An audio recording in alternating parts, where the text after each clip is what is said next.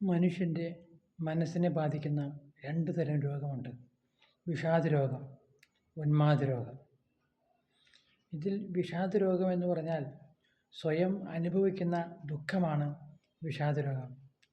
ഉന്മാദരോഗം എന്ന് പറഞ്ഞാൽ സ്വയം ആഹ്ലാദിക്കുന്ന സന്തോഷമാണ് ഉന്മാദരോഗം. ഉന്മാദരോഗമാണ് ശരിക്കും ചികിത്സിക്കേണ്ടി വരുന്നത്. എന്നാൽ വിഷാദരോഗം, അതിനെ ഇംഗ്ലീഷിൽ ഡിപ്രഷൻ എന്ന് പറയുന്നു. നമ്മുടെ മനസ്സ് സന്തോഷമില്ലാതിരിക്കുക, സന്തോഷത്തിനായി നമ്മുടെ മനസ്സിൽ ഒന്നുമില്ലാതിരിക്കുക, ഒരുതരം ഭയം നമ്മളെ വേട്ടയാടിക്കൊണ്ടിരിക്കുക, അതാണ് വിഷാദരോഗം.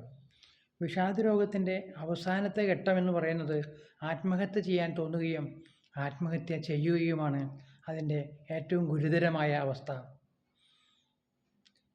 എന്നാൽ ഉന്മാദരോഗം മറ്റുള്ളവർക്കൊക്കെ മനസ്സിലാകുന്ന വിധത്തിലേക്ക് അത് എത്തിച്ചേരുന്നു.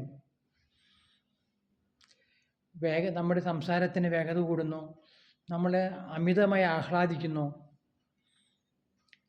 പിന്നെ അങ്ങനെ പുറത്തൊരാൾക്ക് പെട്ടെന്ന് മനസ്സിലാകുന്ന വിധത്തിലേക്ക് എത്തിച്ചേരുന്നതാണ് ഉന്മാദരോഗം. ഈ രണ്ട് രോഗവും ചികിത്സിക്കാൻ സാധിക്കുന്നതാണെന്നാണ് വൈദ്യശാസ്ത്രം പറയുന്നത്.